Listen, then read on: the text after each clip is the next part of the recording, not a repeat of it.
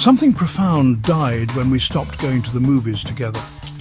For over a century, cinema functioned as humanity's dreaming temple, darkened spaces where strangers gathered to share visions, creating what we've explored as a powerful technology for shaping collective reality.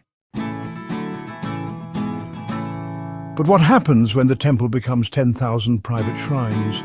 When the collective dream fractures into a billion individual nightmares and fantasies? The shift from theatrical to streaming represents more than a change in distribution. It's a fundamental rewiring of cinema's consciousness-shaping power. McLuhan would have recognized this immediately.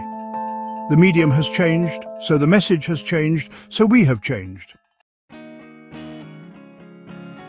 In the theatre, we surrender individually, but dream collectively.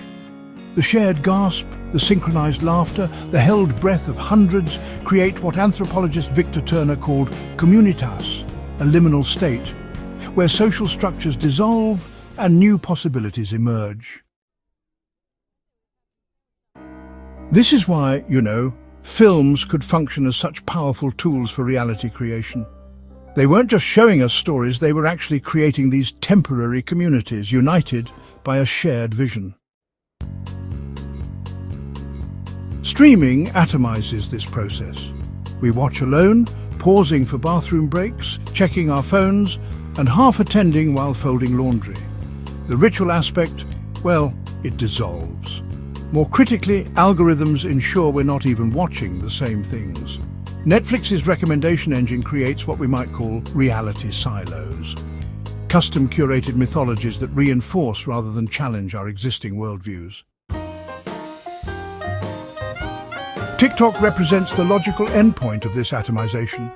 Cinema compressed to mere seconds, viewed in isolation, algorithmically sequenced to maximize engagement rather than meaning. If cinema was collective dreaming, TikTok is collective ADD, fragments of fragments, each user lost in their own infinite scroll of micro-narratives.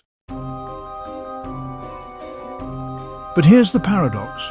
These platforms have also democratized reality creation.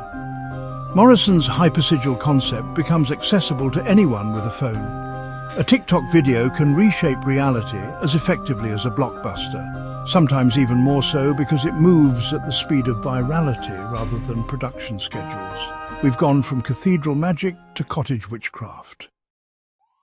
The consequences for collective reality are, well, stark. Without shared narratives, we lose shared reality. The culture wars aren't just political disagreements, they're symptoms of fractured mythologies. When we streamed in separate rooms, we began dreaming separate dreams. And when we began dreaming separate dreams, we began inhabiting separate realities. Jung's collective unconscious assumes a certain coherence, archetypal patterns that unite humanity. But what happens when algorithms slice that unconscious into micro-demographics? When the hero's journey becomes 10,000 different journeys with no common destination? The archetypes remain, but they speak different languages, wear different masks, serve different masters. Yet, something new is emerging from the wreckage. Fandoms create their own ritual spaces online, generating collective effervescence through synchronized viewing parties and shared hashtags. Memes function as a new form of collective imagination, spreading archetypal patterns at digital speed. The temple hasn't disappeared, it's been distributed, networked, made rhizomatic. The real danger isn't fragmentation itself, but unconscious fragmentation. When we understood cinema as collective ritual, we approached it with appropriate gravity. Now we consume visual narratives constantly, casually, without recognizing their reality-shaping power. We're all casting spells all the time, but we think we're just scrolling. Platform capitalism has, weaponized this unconsciousness.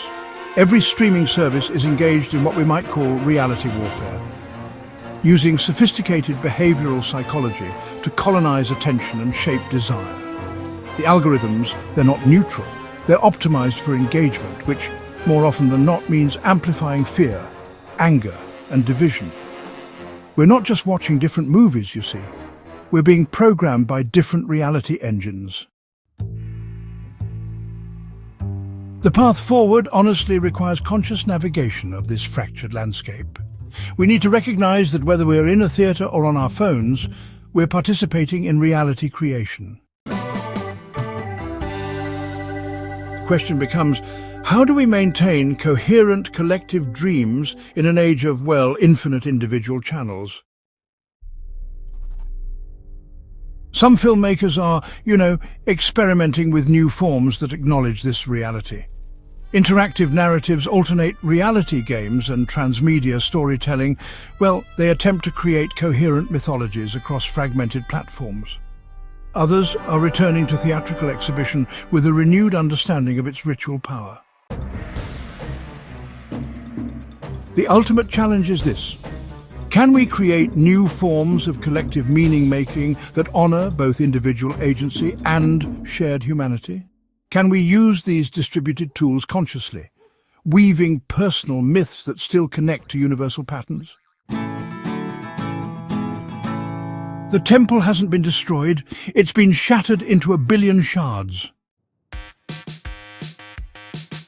Each shard still reflects the whole, still holds the power to cut or illuminate.